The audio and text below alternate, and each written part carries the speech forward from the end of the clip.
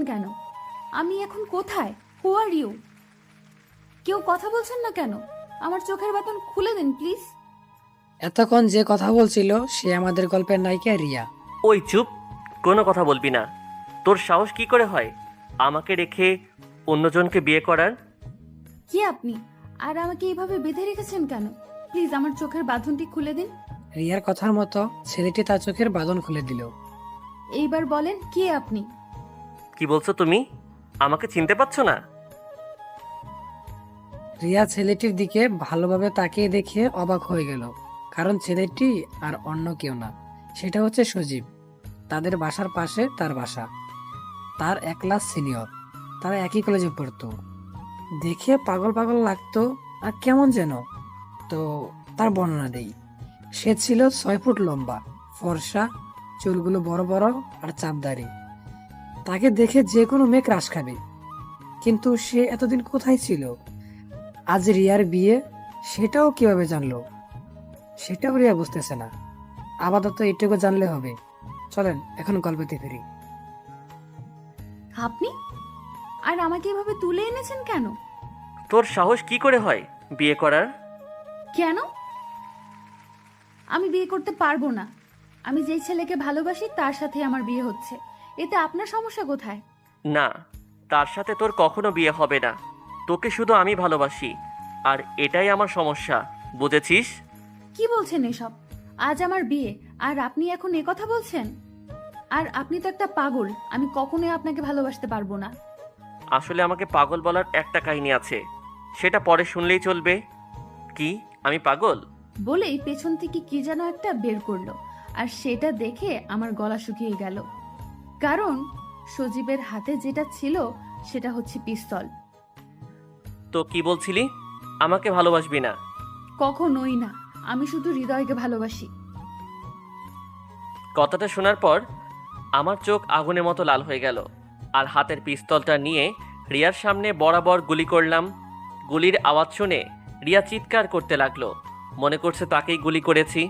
কিন্তু না, তাকে গুলি করিনি। তাহলে কাকে করলো সেটা দেখার জন্য রিয়া মাথা উঁচু করে দেখতে গেল। তখনই আমি রিয়ার গাল 2 হাত দিয়ে ধরে রিয়ার ঠোঁটে কিস করতে লাগলাম। রিয়া বোকার মতো হয়ে গেল। তার সাথে কি হচ্ছে এখনো বুঝতেই পারছে না। রিয়া আমাকে ছাড়ানোর চেষ্টা করছে, কিন্তু তার হাত বাঁধার কারণে সে পারছে না। আর এইদিকে আমি রিয়ার ঠোঁটে পাগলের মতো চুষে যাচ্ছি। প্রায় 15 মিনিট হয়ে গেছে, তাও তাকে ছাড়ছি না। রিয়ার ঠোঁট দিয়ে রক্ত বের হয়ে যাচ্ছে, তাও রিয়াকে ছাড়ছি না। রিয়া তো ভয় পেয়ে গেল, তার সাথে হচ্ছেটা কি? 30 মিনিট পর আমি রিয়ার ঠোঁট ছাড়লাম। রিয়া মাথাটা উঁচু করে আমাকে বলল, আপনি কি পাগল? আমার ঠোঁট দিয়ে রক্ত বের করে দিলেন। আচ্ছা আচ্ছা সরি, চুপ করো, কোনো কথা হবে না। কিন্তু রিয়া সজীবের কোনো কথা না শুনে কান্না করেই যাচ্ছে। ওই চুপ! ধমক শুনে রিয়া চুপ হয়ে গেল, কোনো কথা বলবে না। জি। আর সজীব রিয়ার রক্ত দেখে পাগল হয়ে গেল। ভালোবাসা মানুষটা যদি কষ্ট হয় তাহলে কেউই ভালো থাকতে পারে না। তাই সজীবও পেল না। সজীব কি করবে বুঝতেই পারছে না। কি পরে এসেছো এইসব? হুম, অন্য কিছু পরে আসতে পারোনি? আজ আমার বিয়ে, তাই শাড়ি পরে আছি। ওই চুপ! আর একবার যদি বিয়ের কথা মুখে শুনি খুন করে ফেলবো। আমার কথা শুনে ভয় পেয়ে আর কিছু বলল না। আমি রিয়ার ঠোঁটের দিকে এগিয়ে গেলাম। ওই কি করছেন আপনি? বললাম না কোনো কথা বলবে না। রিয়া কিছু বলল না, কারণ সে জানে রিয়ার কোনো কথাই সে শুনবে না। তবে সজীবের গোষ্ঠী মনে মনে উদ্ধার করে দিচ্ছে। সজীব আর কোনো উপায় না পেয়ে তার শার্ট দিয়ে রিয়ার ঠোঁটে লেগে থাকা রক্ত সব মুছে ফেললো। রিয়া তো সজীবের কাণ্ড থেকে অবাক হয়ে আছে। রিয়া বলল, আচ্ছা, এইবার তো আমাকে ছেড়ে দিন। আমার বিয়ের সময় হয়ে যাচ্ছে। মা বাবাও আমাকে খুঁজছে। সেটা তো আর কখনো হবে না। মানে? মানে হচ্ছে আমি ছাড়া অন্য কারোর সাথে বিয়ে হবে না তোমার। বললেই হলো নাকি? আমি যেটা বলবো সেটাই হবে। প্লিজ আমাকে ছেড়ে দিন। আমার বিয়ের সময় পেরিয়ে যাচ্ছে। রিয়া মুখে বলছে কিন্তু মনে মনে অনেক খুশি, কারণ সে হৃদয়কে বিয়ে করতে চাচ্ছে না। বিয়েটা কার সাথে করবে? কেন? আমার বরের সাথে। কিন্তু সে তো নেই। নেই মানে? আমি তাকে উগান্ডায় পাঠিয়ে দিয়েছি। হোয়াট? হুম, তাকে আমি দেশের বাইরে পাঠিয়ে দিয়েছি। আর এমন কাজ করেছি যাতে সে আর দেশে আসতে না পারে। তাহলে এখন আমার কি হবে? বলেই রিয়া নেকা কান্না করতে লাগলো, কিন্তু মনে মনে অনেক খুশি হয়েছে। সেটা তো সজীবকে বুঝতে দেওয়া যাবে না। আচ্ছা, আমরা এখন কোথায়? বিশাল এক জঙ্গলের মধ্যে। কি? আমার অনেক ভয় লাগে জঙ্গল। আরে পাগলি, ভয় পাচ্ছ কেন? আমি তো আছি। সেটাই তো বেশি ভয়। কি বললে? না না, কিছু না। আমার অনেক খিদে লেগেছে, আমাকে খেতে দিন কিছু প্লিজ। এই জঙ্গলের মধ্যে খাবার কোথায় পাবো? সেটা আমাকে নিয়ে আসার সময় মনে ছিল না? ফল আছে, খাবে? তাড়াতাড়ি নিয়ে আসেন। হুম, বলেই আমি বাইরে চলে আসলাম। আর বাহিরে আসতেই বন্ধুদের সাথে দেখা। কিরে, কোথায় যাচ্ছিস? এই তো একটু বাজারে যেতে হবে। তো তোরা কেমন আছিস? ভালোই, তোকে তো এখন দেখাই যায় না। কোথায় থাকিস? কোথায় আবার থাকবো, বাসায়। আমি কি বলছি, তুই পুকুরে থাকিস? আচ্ছা বাদ দে সব, পরে কথা হবে। Okay bye. তারপর ওদেরকে বিদায় দিয়ে ফল কেনার জন্য সোজা বাজারে চলে গেলাম। আর এইদিকে রিয়া ভাবছে সে আজ কোন বিপদে পড়েছে। অন্য কোথাও হলে সে এতক্ষণ পালিয়ে যেত, কিন্তু এই জঙ্গলের জন্য যাবে না, কারণ রিয়া ছোটকাল থেকে জঙ্গল ভয় পায়। এইসব কথা ভাবতে ভাবতে দেখলো গুন্ডাটা চলে এসেছে। এই নাও। আমার তো হাত পা বাঁধা, কিভাবে খাবো? আমি কিভাবে বলবো? আচ্ছা, আমার হাতের বাঁধন খুলে দেন। কখনো না। আজব তো, তাহলে আমি কিভাবে খাবো? আচ্ছা, আমি খাইয়ে দিচ্ছি। অনেক ক্ষুধা লেগেছে, তাই কিছু বললাম না। দেন। কিন্তু কিছুক্ষণের মধ্যেই রিয়ার ক্ষুধা মিটে গেল সেই গুন্ডাটার কাণ্ড দেখে, কারণ সে তার ঠোঁটে করে আপেল নিয়ে রিয়ার বরাবর আসতেছিল। ওই ওই থামেন, আমি খাবো না। কেন? আমার খিদে নেই। ও আচ্ছা ঠিক আছে, আমি একাই খাই।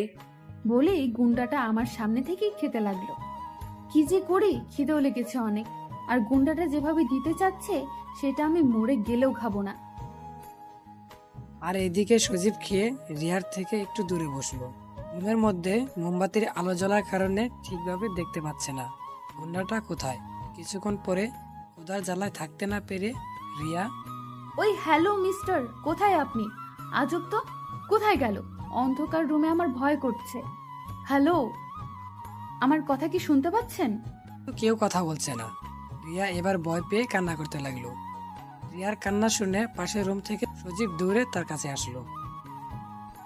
কি হয়েছে পাগলি, তুমি কান্না করছো কেন? কান্না করছি কেন সেটা জানেন না? ও তোমার ক্ষুধা লেগেছে, তাই তো? হুম।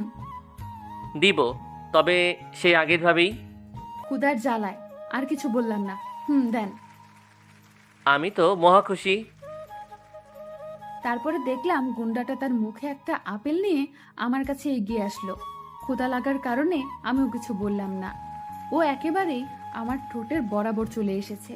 আর উপায় না পেয়ে আমি তার ঠোঁটের কাছে গিয়ে আমার ঠোঁট দিয়ে আপেলটাকে কামড় দিলাম। আপেলটা কামড় দেওয়ার সময় আমার ঠোঁটের সাথে ওনার ঠোঁট লেগে গেল। এভাবেই 4টা আপেল খেলাম।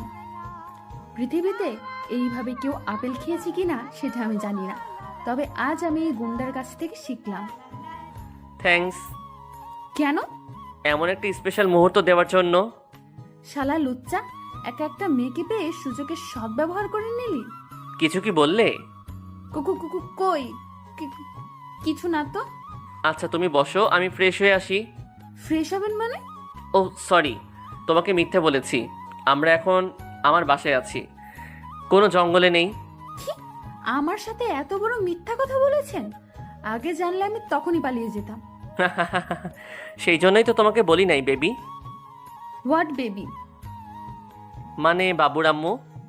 কে বাবুর আম্মু? আমার সামনে যে বসে আছে। তবে এখনো হয়নি, তবে আজই হয়ে যাবে। মানে? মানে আজ আমাদের বিয়ে। কি? এই বিয়ে আমি কখনোই মেনে নিব না। তুমি না মানলেও চলবে, আমি তো মেনে নিব। দেখেন ভাই, আমি আপনার পায়ে ধরি, প্লিজ আমার এমন সর্বনাশ করবেন না।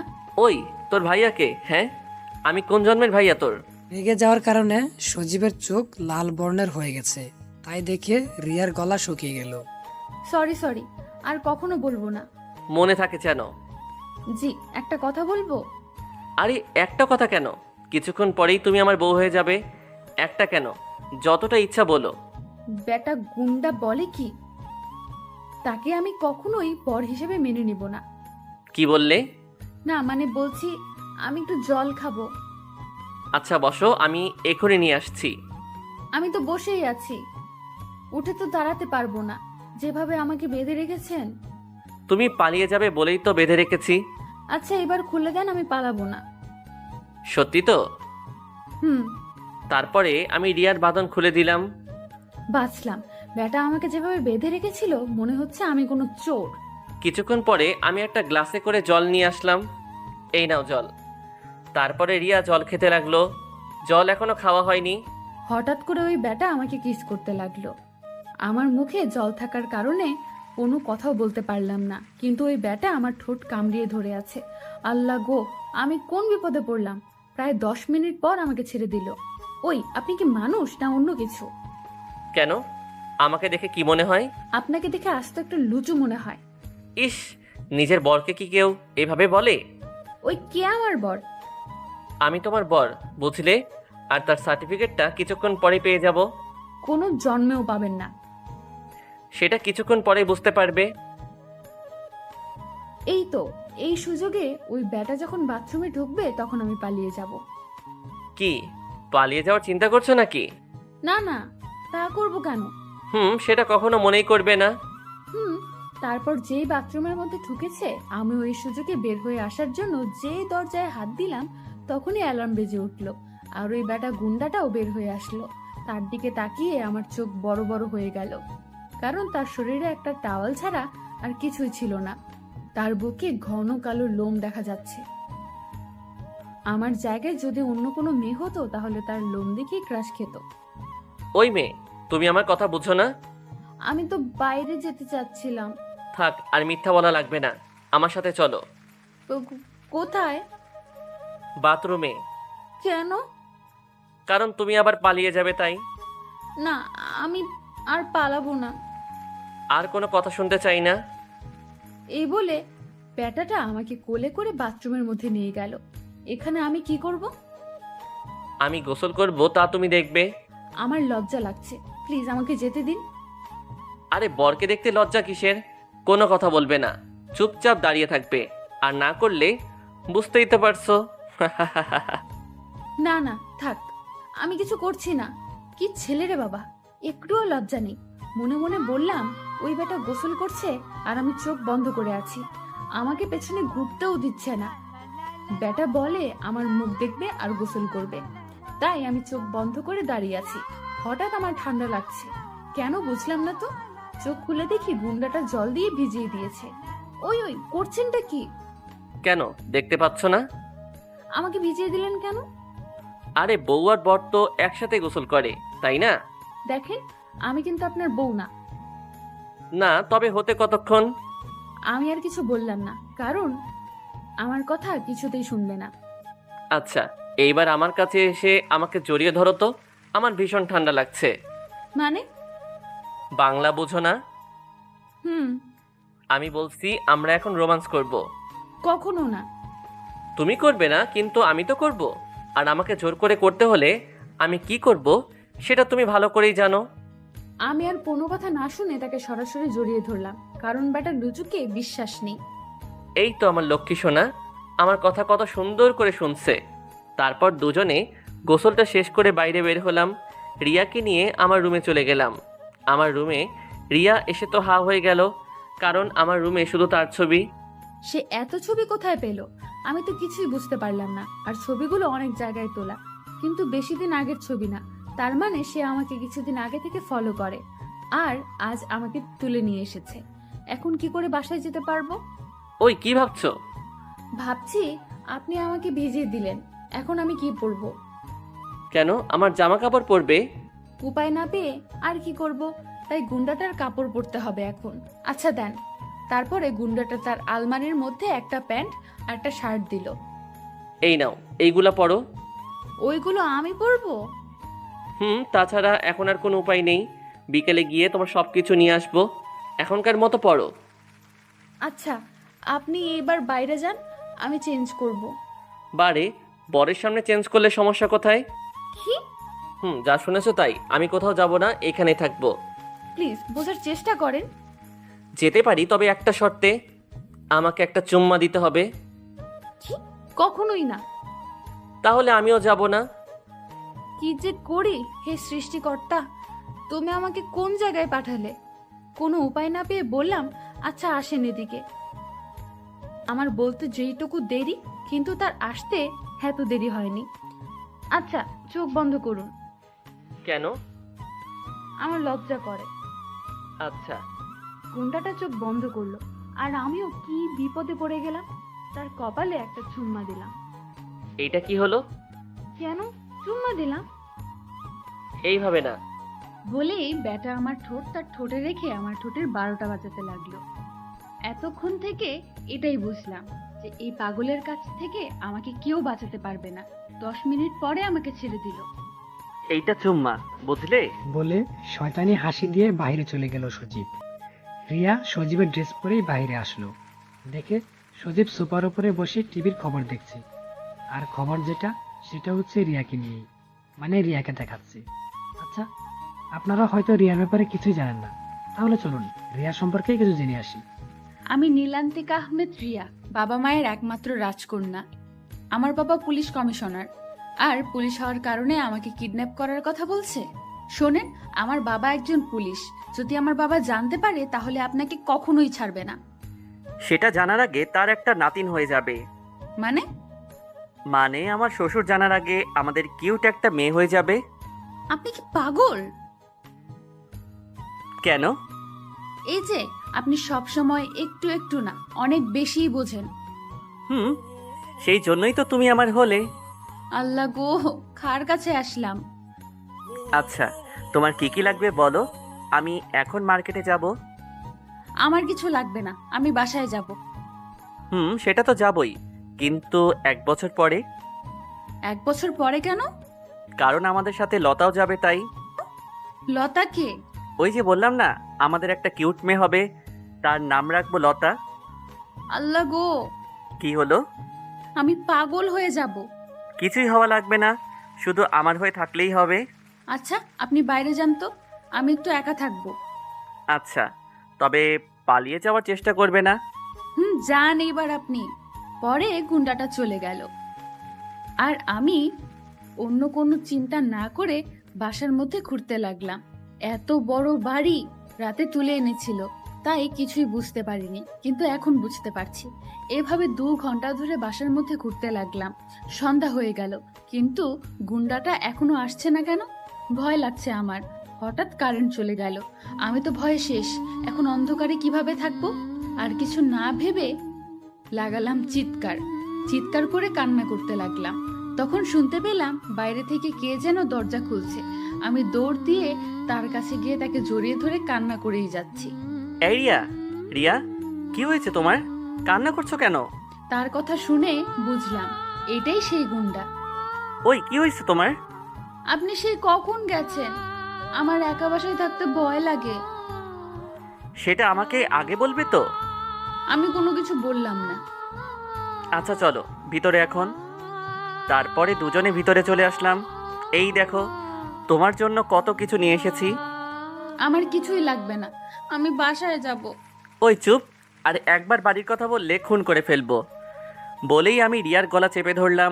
রিয়া নিঃশ্বাস না নিতে পেরে কাশতে লাগলো। তখনই আমি রিয়াকে ছেড়ে দিলাম। দেখলাম রিয়া হাঁপাচ্ছে, চোখ মুখ লাল হয়ে গেছে রিয়ার।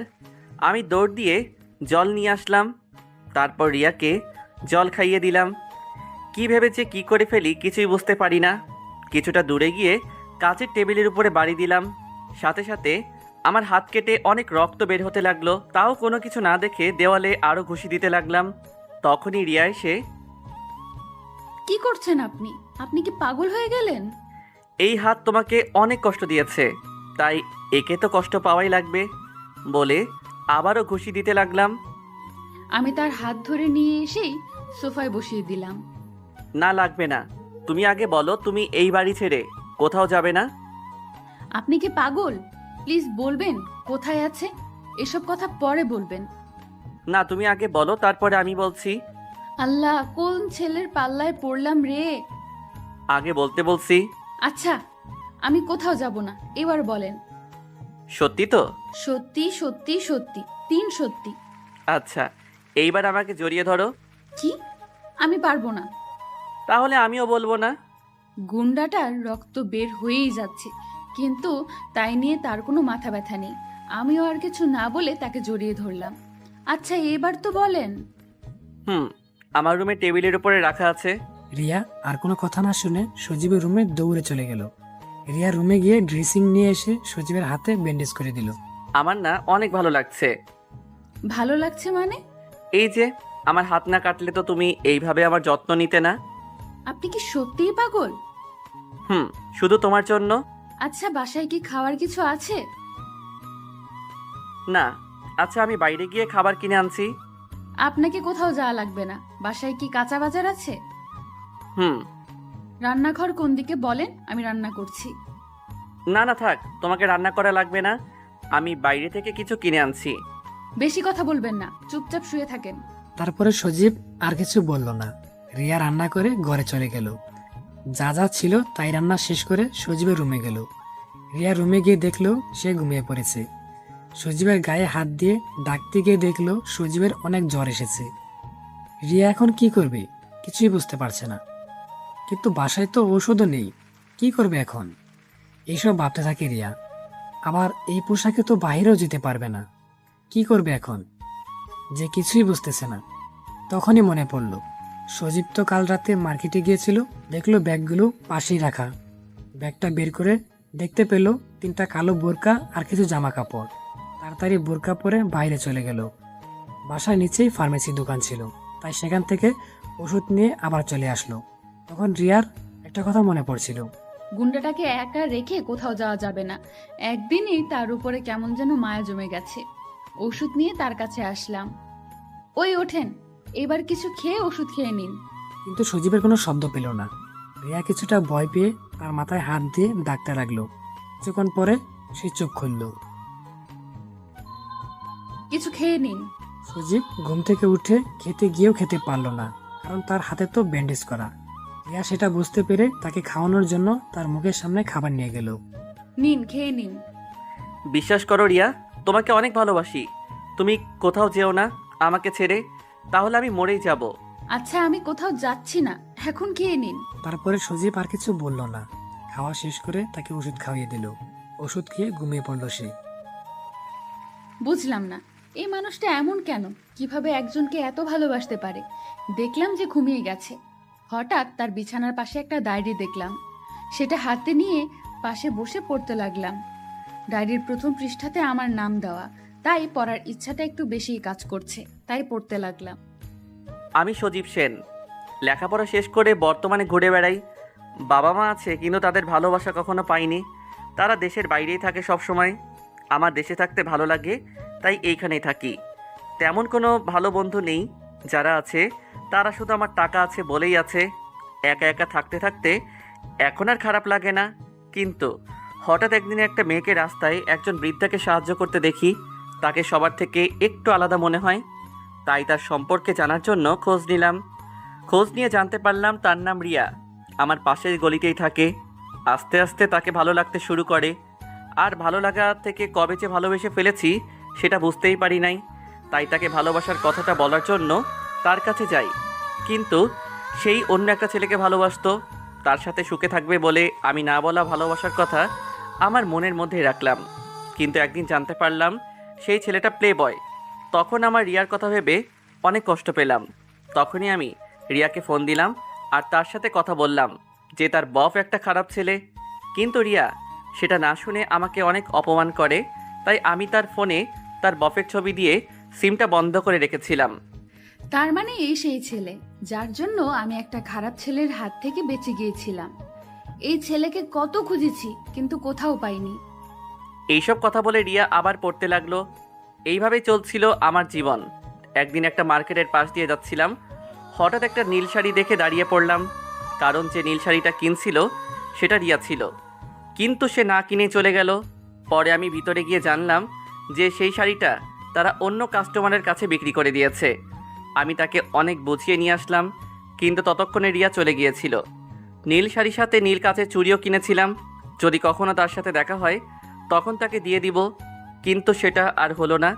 সেই দিন রাতে মা আমাকে ফোন দিয়ে আমেরিকায় যেতে বলল। বাবা নাকি অসুস্থ, তাই আমি চলে গেলাম। কিন্তু না, আমাকে মিথ্যা বলে তারা আমাকে আমেরিকায় নিয়ে আসলো, আর তাদের বিজনেস পার্টনারের মেয়ের সাথে আমাকে বিয়ে দেওয়ার কথা বলল। কিন্তু আমি না করে দেই এবং বলি আমি একটা মেয়েকে ভালোবাসি। কিন্তু তারা আমার কোনো কথা না শুনে আমাকে একটা রুমের মধ্যে বন্ধ করে দিল, আর আমাকে 7 দিন না খাইয়ে রাখে। পৃথিবীর এমন বাবা মা আছে কি না সেটা আমি জানি না, তবে পরে জানতে পারি তারা আমার আপন বাবা মা নয়। আমার বাবা মা অনেক আগেই মারা যায়। তারা ছিল আমার মামা মামি। আমার সম্পত্তির জন্যই এত ভালো সেজে এসেছে এখানে। রাত দিন বন্ধ রুমে থাকতে হতো আমাকে, আর না খেয়ে। কিন্তু আমার তেমন খারাপ লাগতো না, কারণ আমার কাছে রিয়াকে দেওয়া সেই শাড়ি আর চুড়ি ছিল, সেটা দেখে রাত পার করতাম। কিন্তু একদিন শুনলাম যে মামা মামি আমাকে মেরে ফেলে আমার সম্পত্তি তাদের নামে করে নিবে। তখন আমি অনেক কষ্ট পেয়েছিলাম। তখন আমি এইসব না ভেবে তাদেরকে সব সম্পত্তি দিয়ে পালিয়ে দেশে চলে আসলাম। যে দেশে কেউ না থাকুক, রিয়া তো আছে, তার সাথে সারা জীবন কাটিয়ে দিতে পারবো। কিন্তু দেশে এসে শুনি রিয়ার নাকি আজ বিয়ে। তখনই মরে যেতে ইচ্ছা করছিল, যে যার জন্য এত কিছু ছেড়ে চলে আসলাম সেই আজ অন্য কারো হয়ে যাচ্ছে। কিন্তু কিছুক্ষণ পরে মনে আসলো যে রিয়া শুধু আমার, যেভাবেই হোক আমি তাকে নিজের করে নিবই। প্রয়োজনে তাকে জোর করে আমার করে রাখবো। সেই দিন রাতেই রিয়াকে তুলে নিয়ে আসলাম। একটা ছেলে আমাকে এত ভালোবাসে যে আমার জন্য এত কিছু ছেড়ে দিয়ে চলে এসেছে। এই কথা ভাবতে ভাবতে কখন যে চোখ দিয়ে জল বেরিয়ে ডায়েরির উপরে পড়েছে জানতেই পারে নাই রিয়া। এসব ভাবতে ভাবতে রিয়া ওখানেই ঘুমিয়ে পড়ে। সকালে ঘুম থেকে উঠে দেখে গুন্ডাটা আমাকে জড়িয়ে ধরে তার বুকের উপর নিয়ে শুয়ে আছে। আমার নিঃশ্বাস নিতে কষ্ট হলেও আজ কেন যেন বিরক্ত লাগছে না। তার পাগলামিগুলো আজ কেন যে ভালো লাগছে, কিন্তু কেন লাগছে সেটা বুঝতে পারছি না। আমি ওঠার চেষ্টা করলেও পারছি না। কি যে করি এখন? অনেক কষ্ট করে বের হয়ে চলে আসলাম। আর এইদিকে সজীব ঘুম থেকে উঠে দেখে রিয়া নেই। আর তখনই এক লাফ দিয়ে উঠে পড়ে। সারা রুমে খুঁজতে থাকে, কিন্তু কোথাও পায় না। তারপরে ছাদে যায়, কিন্তু কোথাও পায় না। বারান্দায়, রান্নাঘরে, টিভির রুমে, কোথাও গিয়ে পায় না। সজীব প্রায় পাগলের মতোই হয়ে যায়। মাথা নিচু করে টেবিলের পাশে বসে পড়ে। তখনই বাথরুম থেকে কিসের যেন শব্দ শুনতে পেল। সে তখনই বাথরুমের কাছে গিয়ে শাওয়ারের শব্দ শুনতে পেল। রিয়া, জি, কিছু বলবেন? বাইরে আসো তাড়াতাড়ি। সজীবের কথার মতো রিয়া বাহিরে আসলো। রিয়াকে দেখে সজীব জড়িয়ে ধরল আর গালে কপালে চুমু দিতে লাগলো। আর এমনভাবে জড়িয়ে ধরেছে যেন রিয়াকে তার কাছ থেকে কেউ কেড়ে নিয়ে যাবে। আর রিয়াও সজীবের সাথে সায় দিতে লাগলো। আর এইদিকে সজীব কান্না করছে। কই, আপনি কান্না করছেন কেন? জানো আমি কতটা ভয় পেয়ে গিয়েছিলাম। সারা বাড়ি তোমাকে খুঁজে কোথাও পাচ্ছিলাম না। আমি তো মনে করেছিলাম তুমি চলে গেছো। পাগল, তার জন্য কি কান্না করতে হবে? আমি যে তোমাকে কতটা ভালোবাসি সেটা তুমি কখনোই বুঝবে না। বুঝেছি বলেই তো মেনে নিয়েছি আপনাকে গুন্ডা। কি বললে? বলছি আমি কখনো যাব না আপনাকে ছেড়ে। কি সত্যি? হুম। রিয়ার কথা শুনে সজীব রিয়াকে কুলে তুলে নিয়ে ঘোরাতে লাগলো আনন্দের সাথে। এই কি করছেন? পড়ে যাবো তো। আরে পাগলি, তুমি পড়বে কেন? তুমি তো আমার বুকের মধ্যেই আছো। আচ্ছা, আপনি কি সারা জীবন এমনই পাগল থাকবেন? আমি এমনই পাগল থাকবো, আর এইভাবেই তোমাকে ভালোবেসে যাব। আমিও সেটাই চাই। কিছু বললে? বলছি এবার তো আমাকে নিচে নামিয়ে দেন। না, আজ সারাদিন তোমাকে কোলেই রাখবো। আল্লাহ গো, কি বলে এই গুন্ডাটা? আচ্ছা, তুমি মনে মনে কি বলো কিছুই বুঝি না। কিছু না, আমাকে নামিয়ে দেন প্লিজ। কেন? একটু কাজ আছে। কি কাজ? বলা যাবে না, জরুরি কাজ আছে, প্লিজ যেতে দিন। কি এমন কাজ যে বরকেও বলা যাবে না? আগে বলবে, পরে যেতে দিব। আল্লাহ, এই গুন্ডাটা তো আমার জীবনকে তেজপাতা বানিয়ে দিবে। কি হলো, বলছো না কেন? না, কোথাও না। ও আচ্ছা, চলো ছাদে যাই। এই সকালে ছাদে কেন? বউয়ের সাথে ছাদে যেতে সকাল আর বিকেল লাগে নাকি? ওই হ্যালো মিস্টার, এখনো আমি আপনার বউ হইনি। ও তাই তো, আমার তো মনেই নেই। আচ্ছা এখানে দাঁড়াও, আমি আসছি। যান যান। কিন্তু সজীব বলে উঠল, না না, তুমিও চলো, কারণ আমি তো বলেছি তোমাকে আজ আমি কোলে থেকে নামাবো না। না, হ্যাঁ। তারপর সজীব রিয়াকে কুলে করে তার বেডরুমে নিয়ে গেল। আর তখনই একটা ফোন আসলো। 20 মিনিটের মতো কার সাথে যেন কথা বলল, আবার আসতেও বলল। আমিও কিছু বুঝলাম না। আচ্ছা, আপনি কাকে আসতে বললেন? সেটা কিছুক্ষণ পরে বুঝতে পারবে। তাই আমিও আর কিছু বললাম না। কিছুক্ষণ পরে দেখলাম কলিং বেল বেজে উঠল। এই বাসায় কেউ এসেছে? প্লিজ এবার তো আমাকে নিচে নামিয়ে দেন প্লিজ। বললাম না বেশি কথা বলবে না। সজীবের কথা শুনে আমি গাল ফুলিয়ে তার কোলে বসে থাকলাম। সজীব ব্যাপারটা বুঝে আমার গাল দুইটা টেনে টমেটোর মতো লাল করে দিল। এই এই, আমার গাল টানছেন কেন? ইস, আমার বইয়ের গালগুলো এত সুন্দর, তাই না টেনে পারলাম না। ওই আবার বউ? বউকে তো বই বলবো, তাই না বউ? বউ বউ বউ? ওই কে আপনার বউ? কেন, তুমি হবে। আর এখনই। মানে? কিছু না বলে গুন্ডাটা দরজা খুলে দিল। আর দরজার ওপাশের লোকটা দেখে আমি অবাক হয়ে গেলাম। কারণ এই নামান আমাকে, লোক এসেছে তো। কেন? তোমাকে তো আগেই বলেছি নামাবো না। কিন্তু কাজী এই বাসায় কেন? ওই যে তোমাকে বউ বউ করলে রাগ করেছিলে তাই। কিন্তু তার জন্য কাজী কেন? কারণ এখন তোমাকে পার্মানেন্ট বউ করে নিব, তাই। আর তুমি রাগ করতে পারবে না বউ বলে ডাকলে। কি? না, আমি কখনোই বিয়ে করতে পারবো না। মানে তুমি করবে? তোমার আরো কেউ আছে বিয়ে করবে। তাহলে আমার তাদের সাথেই বিয়ে করান। আমি পারবো না। বেশি কথা বললে এইখানে থেকে নিচে ফেলে দিব কিন্তু। ওই না। আমাকে ভয় পেতে দেখে গুন্ডাটা হাসতে লাগছে। তাহলে কি দাঁত বন্ধ করে হাসবো? তাই তো ভুলেই গেছিলাম, দাঁত না বের করলে হাসবে কি করে? রিয়ার এমন ভাব দেখে সজীব আর কাজী সাহেবও হাসতে লাগলো। ওই কাজী সাহেব, আপনি হাসছেন কেন? কই না তো। আচ্ছা, এসব কথা বাদ দিন। কাজী সাহেব, এবার আপনি বিয়ের কাজ শুরু করেন। বাবা, কিন্তু পাত্রীকে তো আগে কুলে থেকে নামাও। সেটা আপনাকে দেখা লাগবে না। আপনি বিয়ে পড়াবেন নাকি সেটা বলেন। কাজী যেহেতু হয়েছি, বিয়ে তো এখন পড়াতেই হবে। কাজীর কথা শুনে রিয়ার কোথাও না তাকিয়ে সজীবের বুক বরাবর তার মুখ ডেকে রাখলো। সজীব আর কিছু বলল না, পাশের সোফায় বসে পড়ল। আর রিয়া এখনো তার কুলেই আছে। আচ্ছা বাবা, তোমার বাবা মার নাম বলো। আর মামুনি, তোমার বাবা মার নাম বলো। তারপরে আমরা আমাদের বাবা মার নাম বললাম। আচ্ছা বাবা, এইবার বলো কবুল। কবুল কবুল কবুল। আলহামদুলিল্লাহ। এইবার মামুনি বলো। আবুল আবুল আবুল। মামুনি, এমন বলতে হয় না। না, আমি বিয়ে করব না। কেন মামুনি? এই লোকটা ভালো না, পচা। ওই কি বললে? আর একবার বলো। না, কিছু না। কবুল কবুল কবুল। আলহামদুলিল্লাহ। এই তো লক্ষ্মী বউ আমার। শালা লুচ্চা বেটা, বিয়ে করেই বউ বউ করা শুরু করে দিয়েছে। ওই কি বললে? না না, কিছু না। আপনি তো আমার একমাত্র বর, আপনাকে কি আমি কিছু বলতে পারি? রিয়ার এমন কাণ্ড দেখে সজীবের সব রাগ গলে গেল। আর রিয়া তো এটার জন্য এমনটা করেছিল। কিন্তু বেটা আমার চালাকি ধরে ফেলে। বেটা কাজের সামনে আমাকে কিস করতে লাগলো। নাউজুবিল্লাহ, এ কোন যুগ আসলো রে বাবা! এখন তো মুরব্বি মানে না। কাজের কথা শুনে আমি তো লজ্জায় আর তার দিকে তাকাতে পারলাম না। দেখলাম সজীব মানিব্যাগ থেকে টাকা বের করে কাজী সাহেবকে দিল আর তাকে এখান থেকে যেতে বলল হাতের ইশারায়। কাজীও বিনা টিকিটে সিনেমা না দেখে চলে গেল। কাজী চলে যাওয়ার পরে আমি জোর করে তাকে ছাড়িয়ে নেব ভাবলাম। ওই মিয়া, আপনার কি লজ্জা শরম বলতে কিছুই নেই? বউয়ের সামনে আবার কিসের লজ্জা? তাই বলে কাজীর সামনে এমন করতে হবে? কেন, কাজী সাহেব কি বিয়ে করার সময় এমন করে নাই? সেটা আমি কি করে জানবো? আচ্ছা, এসব কথা বাদ দিবে, চলো। কোথায়? কোথায় মানে? বাসর ঘরে। কি কি বাসর মানে? বাসর মানে বুঝো না?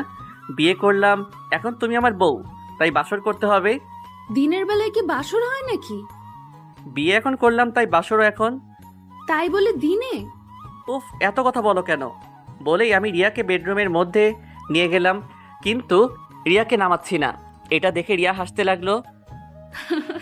আপনি তো আমাকে নামাতেই পারবেন না, তাহলে বাসর করবেন কি করে? কিন্তু রিয়ার হাসি বেশিক্ষণ থাকলো না, কারণ তার আগে রিয়া ঠোঁট বন্ধ করে দিয়েছে সজীবের ঠোঁট দিয়ে। সজীব রিয়ার ঠোঁট চুষেই যাচ্ছে, আর রিয়া তো তাকে ছাড়ানোর চেষ্টা করছে। কিন্তু একটা মেয়ে একটা ছেলের সাথে কিভাবে পেরে উঠবে? আর পেরে ওঠারও কথা না। তাই আমি আর জোর না করে গুন্ডাটা যা করতে চাচ্ছে তাই করতে থাকুক। আমিও মাঝে মাঝে সায় দিই। কিন্তু এখন ওর ছাড়ার নাম নেই। কি যে করি, তাই কোনো উপায় না পেয়ে তার ঠোঁটে হালকা কামড় দিলাম। আর তাকে কামড় দেওয়ার সাথে সাথে আমার ঠোঁট ছেড়ে দিল। কি হলো এটা? কই? কামড় দিলে কেন? তো কি করব? এইভাবে কি কেউ কিস করে? তো কিভাবে করে? অল্প একটু করে, তা না হলে তো দম বন্ধ হয়ে যেয়ে মরে যাব। তোমাকে কয় মিনিট ধরে কিস করছি জানো? 10 মিনিট? না, 45 মিনিট ধরে। কি? এত মিনিট কিস করেও আমি বেঁচে আছি কি করে? মানে? আমি তো টিভির মধ্যে দেখি গুন্ডারা কোনো মেয়েকে 10 মিনিট কিস করতে গেলে সে মেয়ে মরেই যায়। কি আমি গুন্ডা? তা নয় তো কি, এভাবে একটা অবলা মেয়েকে পেয়ে তাকে কিভাবে কিস করছেন? ইস, কি আমার অবলা রে! তোমার বর থাকতে তুমি এই কথা বলবে কেন? আমার বরটাও তো আমাকে মেরে ফেলতে চাচ্ছে। কিভাবে মেরে ফেলতে চাচ্ছি শুনি? এই যে কিস করে। আল্লাহ, কিস করলে কেউ কি মরে যায়? আচ্ছা সরি, আর করব না। দেখলাম অন্যদিকে মুখ ফিরিয়ে নিল, কিন্তু আমার কোল থেকে নামলো না। একটা কথা বলবো? সজীব কোনো কথা বলছে না। কি হলো, কথা বলছেন না কেন? তাও কোনো কথা নেই। আচ্ছা বাবা, সরি। এইবার তো আমার কথাটা শোনেন। কি কথা বলো? আমার দিকে তাকান। না, এইভাবেই বলো। তা না হলে বলবো না। আচ্ছা, এইবার বলো। কিন্তু আমি এবার চুপ করে থাকলাম। কি হলো বলো। আগে চোখ বন্ধ করেন। না, তুমি আগে বলো। না, আপনি আগে চোখ বন্ধ করেন, তারপর বলবো। আচ্ছা। এই বলে আমি চোখ বন্ধ করলাম, আর সাথে সাথে রিয়া আমার ঠোঁটে কিস করতে লাগলো। আমি তো অবাক হয়ে রিয়ার দিকে তাকিয়ে আছি, কিছুই বুঝছি না আমার সাথে কি হলো এখন। আর রিয়া তো আমার কাজ করে যাচ্ছে। প্রায় 15 মিনিট পরে ছেড়ে দিল। এইটা কি হলো? কেন বোঝেন না? সব তো আমার মাথার উপর দিয়ে গেল। আচ্ছা থাক, কিছু বোঝা লাগবে না। তবে এই যে জেনে রাখেন, আমিও পারি। ইস, তাই নাকি? হুম। তবে এটা দারুণ ছিল। কোনটা? এই যে এত সুন্দর মিষ্টিটা। লজ্জা লাগে না বুঝি আমার? বলে আমার বুকের মধ্যে মুখ লুকালো। ইস, আমার বউটার তো দেখি অনেক লজ্জা। সেটা তো হবেই, সব মেয়েদের লজ্জা থাকে। তাই নাকি? জানতাম না তো। আপনি এসব জানবেন কি করে? আপনি তো শুধু... আমি শুধু কি? না না, কিছু না। আমি শুধু ঠোঁট তোমার চিনি, তাই তো? হ্যাঁ? এই বেটা ভূত নাকি? আমার মনের কথা কিভাবে জানলো? কিছু বললে? না। ও আচ্ছা। এভাবেই তাদের দিনটা পার হলো। পরের দিন সকালে রিয়া ঘুম থেকে উঠে বলল, আচ্ছা, অনেকদিন তো বাসায় যায়নি, আর তারাও আমাকে খুঁজে বেড়াচ্ছে। তাই আজ তাদের কাছ থেকে ঘুরে আসি, আর তাদের এই কথাটা বলি। না, তোমাকে যাওয়া লাগবে না, তুমি আর আসবে না। আরে পাগল, আসবো না কেন? আপনি তো আমার বর, আর বরের কাছ থেকে কি কেউ দূরে থাকে? সত্যি আসবে তো? বাবা, আসবো। আচ্ছা, সাবধানে যাও, আমিও বের হব এখন। রিয়া তার বাবার বাসার দিকে যেতে লাগলো। এইদিকে আমি অফিসে যাওয়ার জন্য রেডি হয়ে বের হলাম। ওহ, আমি একটা প্রাইভেট কোম্পানিতে চাকরি পেয়েছি, 1 মাস হলো। আর নতুন অফিসে নতুন কলিগদের জন্য মিষ্টি নিয়ে গেলাম। আরে ভাইয়া, মিষ্টি কেন? বিয়ের মিষ্টি। কার বিয়ে? আমার বিয়ের। কি আপনার বিয়ে মানে? আপনি কবে বিয়ে করছেন? আগামীকাল। আমাদের কাউকেই দাওয়াত দিলেন না? সরি, আসলে বিয়েটা হঠাৎ করে হয়ে গেছে। তবে আপনাদের সবাইকে অন্য একদিন দাওয়াত করে বাসায় নিয়ে যাব। আচ্ছা। বলে সবাই সবার কাজে মনোযোগ দিল। সজীবও কাজ করতে লাগলো। কিছুক্ষণ পরে রিয়ার কাছে ফোন দিল, কিন্তু রিয়া ফোন ধরল না। মনে করলো যে সে হয়তো বিজি আছে, তাই ধরছে না। এদিকে সজীব কাজ করতে করতে আর রিয়ার কথা মনে পড়লো না। কাজ শেষ করে বিকালে বাসায় গেল সজীব, কিন্তু বাসায় গিয়ে রিয়াকে দেখলো না। তাই রিয়ার কাছে ফোন দিল, কিন্তু তার নাম্বার বন্ধ দেখাচ্ছে। কি ব্যাপার? রিয়ার নাম্বার বন্ধ কেন? আর এখনো আসলো না কেন? তাহলে কি রিয়া আমাকে মিথ্যা কথা বলে চলে গেল? না না, এ আমি কি বলছি? সজীব আর কিছু না ভেবে তখনই বের হলো রিয়ার বাসার উদ্দেশ্যে। সজীবের বাসা থেকে রিয়ার বাসায় যেতে 2 ঘন্টা সময় লাগলো। রিয়ার বাসায় গিয়ে দেখলো তার বাসার গেটে তালা দেওয়া আছে। তালা দেওয়া কেন? তাহলে রিয়ার বাবা মা কোথায় গেল? সজীব কিছুই বুঝতে পারছে না। তার মাথায় আস্তে আস্তে প্রেশার উঠে যাচ্ছে যে তার সাথে কি হচ্ছে। সজীব প্রায় পাগলের মতোই হয়ে গেল। রিয়াকে সারা শহর খুঁজতে লাগলো, কিন্তু কোথাও পেল না। সজীব কি করবে ভেবে পাচ্ছে না। রিয়ার কথা মাথায় নিয়ে রাস্তা পার হচ্ছিল, তখনই হঠাৎ করে পাশ দিয়ে একটা গাড়ি বের হলো। সেটা দেখার জন্য পিছে তাকাতেই পাশ থেকে আরেকটা ট্রাক এসে সজীবকে উড়িয়ে দিয়ে গেল। সজীবের সারা শরীর দিয়ে রক্ত বের হয়ে যাচ্ছে, কিন্তু তার সেদিকে কোনো নজর নেই। সে একটা কথাই চিন্তা করছে, যেভাবেই হোক রিয়াকে খুঁজে পেতেই হবে, হয়তো আর কোনো বিপদ পড়েছে। এইসব কথা ভাবতে ভাবতে সজীব ওঠার জন্য অনেক চেষ্টা করে, কিন্তু পারে না। আর পারবেই বা কি করে, তার তো পা ভেঙে গেছে। আর তার মাথায় অনেক পরিমাণে আঘাত লাগার কারণে তার মাথা জিনজিন করছে। কিন্তু সে এসবের কথা চিন্তা না করে দ্বিতীয়বারের মতো আবারও উঠতে যায়, কিন্তু সে এবারও উঠে দাঁড়াতে পারলো না। বাম পা ভেঙে যাওয়ার কারণে সেই পায়ে ভর দিয়ে দাঁড়াতে পারছে না। আমাকে যেভাবে হোক উঠতেই হবে। তারপরে সে তৃতীয়বারের মতো উঠে গেল, কিন্তু সে এবার বাম পায়ে ভর না দিয়ে ডান পায়ে ভর দিয়ে দাঁড়ানোর চেষ্টা করলো। আর ডান পায়ে কোনো সমস্যা না হওয়ার কারণে ঠিকভাবে দাঁড়াতে পারলো, তবে আর বাম পাটা বাজ হয়েই থাকলো। পায়ে হেঁটে চললো, আর সেই পাকে হেঁচড়ে চলতে লাগলো। উদ্দেশ্য ছিল রাস্তার ওই পাশে যাওয়ার। ওই পাশে রিয়ার এক বান্ধবী থাকে, তার কাছে যাবে। তাই সজীব দ্বিতীয়বারের মতো রাস্তা পার হওয়ার জন্য পা টেনে টেনে হাঁটতে লাগলো। এবার সে বেশিরভাগ রাস্তা পার হয়ে চলে এসেছে। তখন দেখলো একটা গাড়ি অনেক জোরে তার দিকে আসছে। সে তাড়াতাড়ি হাঁটতে চাইলো, কিন্তু তার পায়ের জন্য সে জোরে হাঁটতে পারলো না। ঠিক তখনই সে আবারও গাড়ির সাথে ধাক্কা খেলো, কিন্তু এবার আগেরবার চেয়ে বেশি ধাক্কা খেলো। আর সে ধাক্কা সামলাতে না পেরে রাস্তার পাশে একটা ল্যাম্পপোস্ট ছিল, তার সাথে তার মাথায় অনেক জোরে বাড়ি লাগে। বাড়ি লাগার সাথে সাথে সজীব অজ্ঞান হয়ে যায়। পরে তার সাথে কি হয় সেটা আর মনে নেই। আজ 1 বছর পরে সজীবের জ্ঞান ফিরল। সজীব চোখ খুলে দেখলো তার পাশে রিয়া বসে আছে। সজীব রিয়াকে দেখে সাথে সাথে শোয়া থেকে উঠতে লাগলো, কিন্তু তার শরীরে বল না থাকার কারণে সে উঠতে পারলো না। এদিকে রিয়া সজীবের জ্ঞান ফেরা দেখে আনন্দে আত্মহারা হয়ে যায়। সে বিশ্বাসই করতে পারছে না যে আজ 1 বছর পর সজীবের জ্ঞান ফিরে আসবে। রিয়া ডাক্তারকে ডেকে আনলো। আমার তো বিশ্বাস হচ্ছে না, ইনি এতদিন পরে আবার জ্ঞান ফিরে পাবে। সৃষ্টিকর্তা সব কিছুই পারে। রিয়ার বাবা মাও আছে। আচ্ছা, আপনারা হয়তো কিছুই বুঝলেন না কি হলো সজীবের সাথে, আর রিয়াই বা কোথায় ছিল। তাহলে চলুন ফ্ল্যাশব্যাকে। 1 বছর আগে রিয়া বাসা যাওয়ার পরে।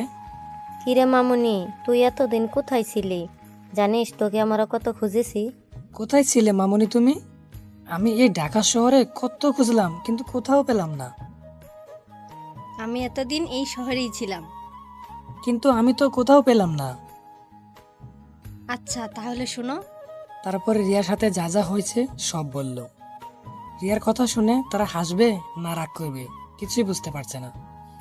মানে হলো রিয়ার জন্য এত ভালো একটা বর পেয়েছে সেটা জেনে খুশি হবে, না রিয়াকে তুলে নিয়ে গেছিল সেটা শুনে রাগ করবে। যাই হোক, তারা আর কোনো কিছু না বলে বলল, আমি শুনে অনেক খুশি হয়েছি যে তোর বরটা অনেক ভালো। আর জানিস, সব বাবা মাই চায় তার মেয়েকে ভালো একটা ছেলের সাথে বিয়ে দিবে। বাবা, আমি সত্যিই খুব ভাগ্যবান। আমরা তখন কথা বলতেছিলাম, হঠাৎ বাবার ফোনটা বেজে উঠল। বাবার কাছে কে যেন ফোন দিল। কি বলছেন? আমি এখনই আসছি। বাবা, কি হয়েছে? তারপরে বাবার কথা শুনে আমি তাড়াতাড়ি, বাবার এক বন্ধুর অ্যাক্সিডেন্ট করে, তাই শুনে আমরা তাড়াতাড়ি বের হয়ে যাই। আর তাড়াহুড়ো করে গাড়িতে ওঠার সময় আমার ফোনটা কোথায় পড়ে গেল বুঝতেই পারিনি। পরে সজীবের কাছে ফোন দিতে যেতে ফোনটা আর খুঁজে পাইনি। আর সজীবের নাম্বার মনে না থাকার কারণে ফোনও দিতে পারি নাই। তাই ভাবলাম কাল সকালে তার সাথে কথা হবেনি। কিন্তু এই একটা দিনের জন্য আমার জীবনে এমন একটা দিন নেমে আসবে সেটা আমি কখনোই ভাবতে পারি নাই। আমরা হাসপাতাল থেকে রাত 9টার দিকে বাসায় যাচ্ছিলাম, তখন দেখলাম রাস্তার উল্টো পাশে একটা ছেলে গাড়ির সাথে ধাক্কা খায় আর ল্যাম্প পোস্টের সাথে বাড়ি খেয়ে নিচে পড়ে। সেটা বাবা দেখে তাড়াতাড়ি গাড়ি থামায়। কি হয়েছে বাবা? ওইখানে একটা ছেলে অ্যাক্সিডেন্ট করেছে। তারপরে আমরা সেইখানে যাই, আর গিয়ে যা দেখলাম তাতে করে আমার মুখ দিয়ে আর কোনো কথা বের হচ্ছে না। আমি পড়ে থাকা ব্যক্তিকে জড়িয়ে ধরে কান্না করতে লাগি, কারণ মাটিতে পড়ে থাকা ব্যক্তিটা আর কেউ না, আমার সজীব। বাবা মা আমার এমন ব্যবহার দেখে বুঝে যায় যে এইটা অন্য কেউ না, আর সাথে সাথে সজীবকে নিয়ে হাসপাতালে চলে আসি।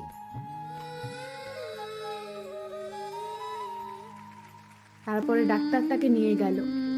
কান্না করিস না মা, সব কিছু ঠিক হয়ে যাবে। আমার জন্য ওর এমন হয়েছে। তোমার জন্য মানে? আমি যদি তাকে আগে থেকেই ফোন দিয়ে বলে রাখতাম তাহলে আজ এমন কিছুই হতো না। দেখ মা, সৃষ্টিকর্তা হয়তো এমন কিছু চেয়েছেন, তাই হয়েছে। তুই চিন্তা করিস না, সৃষ্টিকর্তার উপরে ভরসা রাখ, দেখবি তিনি সব কিছু ঠিক করে দিবেন। সেটাই যেন হয়। আমি তো তাকে ভীষণ ভালোবেসে ফেলেছি। হুম। আমরা কথা বলছিলাম, তখনই ডাক্তার বের হয়ে আসলো। আমি তার কাছে দৌড়ে গিয়ে বললাম, ডাক্তার, সজীবের কি অবস্থা? কেমন আছে এখনো? কি হলো ডাক্তার, কিছু বলছেন না কেন? আসলে আমরা অনেক চেষ্টা করলাম, কিন্তু তার ফল কিছুই হলো না। ডাক্তারের আর কোনো কথা না শুনে রিয়া ওখানে বসে কান্না করতে লাগলো। প্লিজ এভাবে কান্না করবেন না, আমার কথাটা তো আগে শুনেন। কি শুনবো? তাকে আর বাঁচানো যাবে না, এটাই তো? না, সেটা নয়। তাহলে কি? আসলে তার মাথায় অনেক জোরে বাড়ি লাগার কারণে তার ব্রেন ড্যামেজ হয়ে যায়, আর সে কোমায় চলে গিয়েছে। জানি না আর কখনো সে ফিরে আসতে পারবে কিনা। ডাক্তারের কথা শেষ না হতেই রিয়া বসা থেকে উঠে দৌড়ে সজীবের কাছে গেল। সজীবের মুখে অক্সিজেন দেওয়া আছে, কোনো শব্দ পাওয়া যাচ্ছে না। রিয়ার পেছনে পেছনে তার বাবা মাও আসলো। রিয়া তার মাকে ধরে কান্না করতে লাগলো। আমার সাথে এমন হলো কেন মা? আমি তো তাকে সত্যিই ভালোবেসে ফেলেছিলাম। কান্না করিস না, সব কিছু ঠিক হয়ে যাবে। কই ঠিক হলো মা? তাকে তো আমার জীবন থেকে কেড়ে নিল। না মা, যদি তোর ভালোবাসা সত্যিই হয় তাহলে দেখিস উপর আল্লাহ তোকে তোর সজীবকে ফিরিয়ে দিবেন। সেটাই যেন হয় মা। তারপরে রিয়ার দিন গোনা শুরু হলো, আর তার বিশ্বাস ছিল যে সৃষ্টিকর্তা তার কাছে সজীবকে আবার ফিরিয়ে দিবে।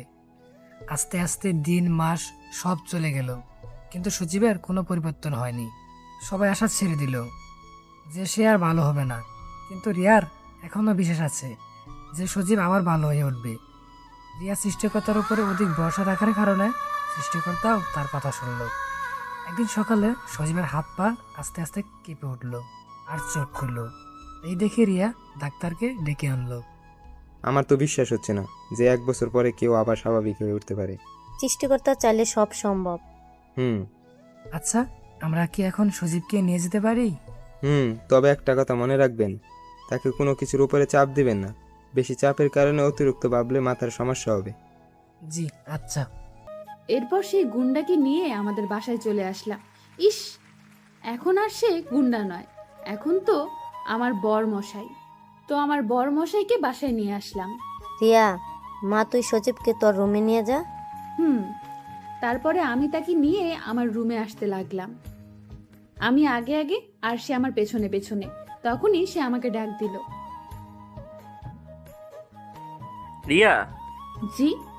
তোমাকে একটু ধরে হেঁটে যাই। তার মুখে আমার ডাক শোনার পরে আর কিছুই বলতে পারলাম না। কতদিন তার মুখে আমার নাম শুনি নাই। তারপরে সজীব রিয়াকে ধরে হাঁটতে লাগলো। জানো রিয়া, তোমাকে কতদিন পরে আজ আবার কাছে পেলাম। আপনি তো কিছুই বুঝতে পারেননি, আমিই বুঝেছি। আপনাকে এত কাছে রেখেও আপনার সাথে কথা বলতে পারিনি। যদি আমি মরে যে। রিয়া সজীবকে জড়িয়ে ধরে কান্না করতে লাগলো। এই পাগলি, কান্না করছো কেন? আপনি এই কথা কখনোই বলবেন না। আচ্ছা, বলবো না, তবে একটা শর্তে। কি শর্ত? এখন থেকে আমাকে তুমি করে বলতে হবে। কিন্তু। কোনো কিন্তু নাই, এখনই বলো। আচ্ছা, কাল থেকে বলবো। কাল না, এখনই বলো। আচ্ছা। কি হলো বলো। আচ্ছা, আপনার হাতটা কি ধরতে পারি? উফ, আবার আপনি? ও সরি, তোমার হাতটা কি একটু ধরতে পারি? নিজের বরের হাত ধরার কি পারমিশন নেওয়া লাগে? তাই তো। রিয়ার এমন কাণ্ড দেখে সজীব হাসতে লাগলো। তুমি হাসছো কেন? এই যে আগে রিয়াকে দেখে। আগের রিয়া মানে? আমার বাসায় যে রিয়া থাকতো ভয়ে ভয়ে। সেটা তো আপনার বাসা ছিল। সরি, তোমার বাসা। কিন্তু এখন তুমি আমার বাসায় আছো। তুমি কিছুই করতে পারবে না, আর আমাকেও ভয় দেখাতে পারবে না। তাই নাকি? হুম। রিয়াকে আর কিছু বলতে না দিয়েই সজীব রিয়াকে কুলে তুলে নিল। এই এই কি করছো? ছাড়ো, পড়ে যাবো তো। কেন পড়ে যাবে কেন? ডাক্তার তোমাকে বেশি কথা বলতে নিষেধ করলো না? আর তুমি আমাকে কোলে নিয়েছো, তোমার কষ্ট হবে তো। হুম, কিন্তু ডাক্তার তো আর বলে নাই নিজের বউকে কোলে নেওয়া যাবে না, আর বউয়ের সাথে রোমান্সও করা যাবে না। আল্লাহ গো, কি ছেলে আমার কপালে দিলে। কেন, কি হয়েছে? এইটা আমার বাসা। তো কি হয়েছে? আমাকে দেখে ভয় তো পাও একটু। আবার হাসছো? হাসবো না তো কি করব? আচ্ছা প্লিজ, তুমি আর বেশি কথা বলো না। আচ্ছা, কথা বলবো না, কিন্তু মুখে বলা বাদে অন্য কিছু করব। অন্য কিছু মানে? আচ্ছা, তোমার রুম কোথায়? এখনো তো পৌঁছালাম না। ওই যে, এটাই আমার রুম। আচ্ছা, ভিতরে চলো। হুম। বাবা, এত সুন্দর রুম! কেন, তোমার পছন্দ হয়নি? হুম, তবে একটা জিনিস বাদে। কি সেটা? তুমি। মানে? মানে এত সুন্দর রুমে তোমাকে দেখতে পেতনির মতো লাগছে। কি বললে? আচ্ছা, তোমার নীল শাড়ি আছে? হুম, কিন্তু কেন? আচ্ছা, এখনই বের করো। আচ্ছা। বলে রিয়া নীল শাড়ি বের করে আনলো। হুম, নাও।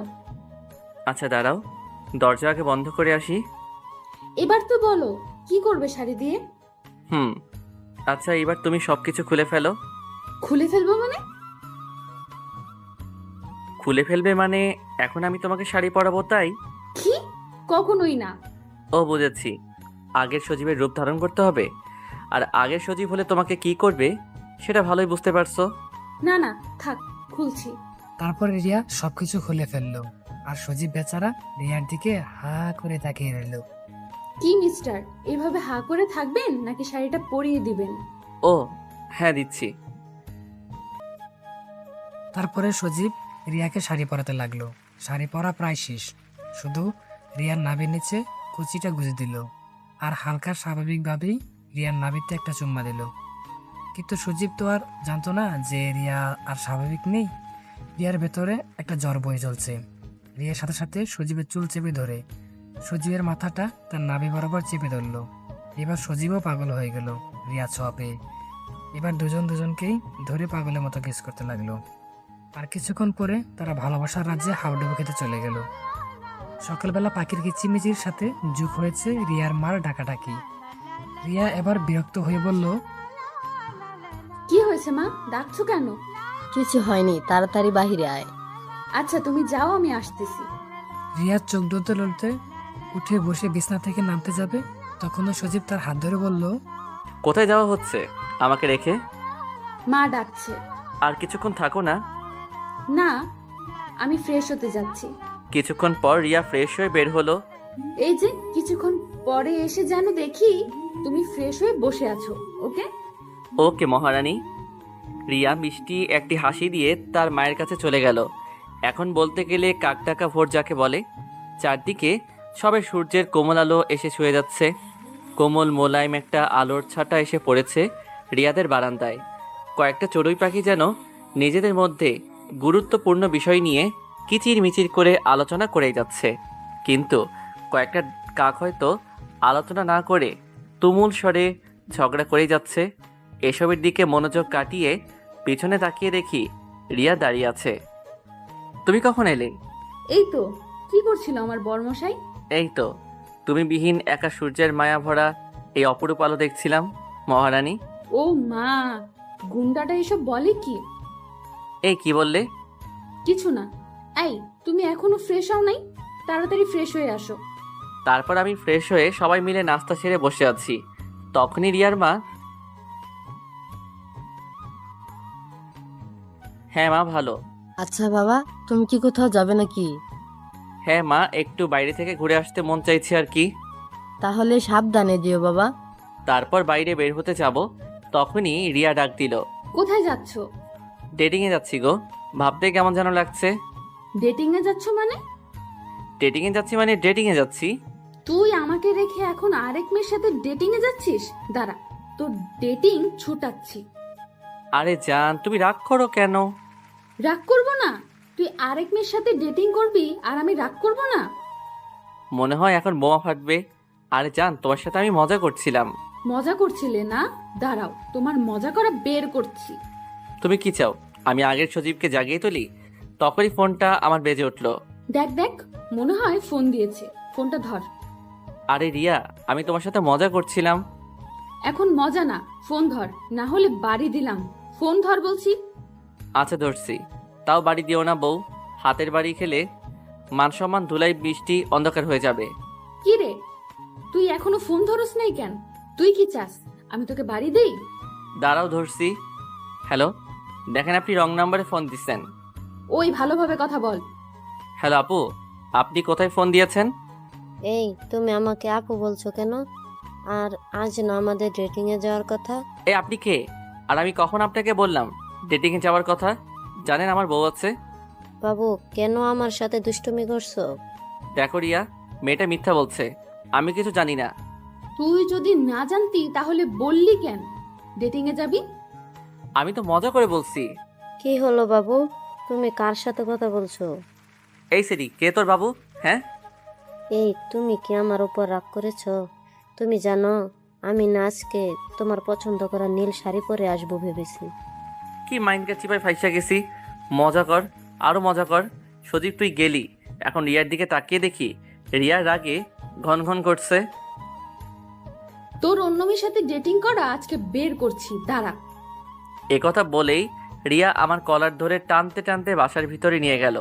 তারপর থেকে শুরু হলো স্বামীর ওপর বউয়ের অত্যাচার। কেমন লাগে ডেটিং করতে? ও মা গো, বাঁচাও গো, আমার ভুল হয়েছে। সত্যি বলছি, আমি তোমার সাথে মজা করছি। তখনই একটা মেয়ে আসলো আর বলল, কেমন লাগলো দুলাভাই? কেমন লাগলো মানে? মিথ্যা বলে লাভ নাই, সবই সত্যি দেখেছি। তার মানে তুমি সবই দেখেছো? হুম। মান সম্মান মনে হয় সব শেষ হয়ে গেল। কিছু বললেন দুলাভাই? তোমার বোনকে বলো না আমার ভুল হয়ে গিয়েছে। আমাকে আর যে আসলে দুলাভাই, এটা রিয়ার প্ল্যান করে করা, এখানে আমার কিছু করার নেই। এই, তুই যা তো এখন এখান থেকে। মেয়েটি যা বললো তা কি সত্য? সব সত্য। তুমি আমাকে এভাবে মারতে পারলে? এ কথা বলতেই রিয়া কোথায় যেন চলে গেল। আর কিছুক্ষণ পর হাতে করে মলম নিয়ে আসলো আর আমাকে মলম লাগাতে থাকলো। আমি কিছু বুঝতেছি না। কেন পারবো না? তুমি যখন আমাকে কিডন্যাপ করেছিলে, বেঁধে রেখেছিলে, তখন আমার কেমন লাগছিল জানো? তার মানে তুমি আমার সাথে প্রতিশোধ নিলে? প্রতিশোধ না, তোমাকে বোঝালাম এভাবে জোর করে কিডন্যাপ করে বাসায় আটকে রেখে ভালোবাসা হয় না। আমার তখন কিডন্যাপ করা ছাড়া আর কোনো উপায় ছিল না। প্যান্টটা খুলো। প্যান্ট খুলবো? কি বললো এসব? প্যান্টটা খুলতে বলছি, খুলো। প্যান্ট করে কি করবে শুনি? আমি কি আমার বাবুটাকে কষ্ট দিতে পারি? তাই একটু মলম লাগিয়ে দেব। না থাক, লাগবে না। কেন লাগবে না? অবশ্যই লাগবে। আমার ব্যথা নেই। তুমি বললেই হলো ব্যথা নাই? আমি জানি না তোমার কতটা ব্যথা করছে। এ কি মোর জ্বালা, কি আর করা। তারপর মলম লাগাতে লাগলো।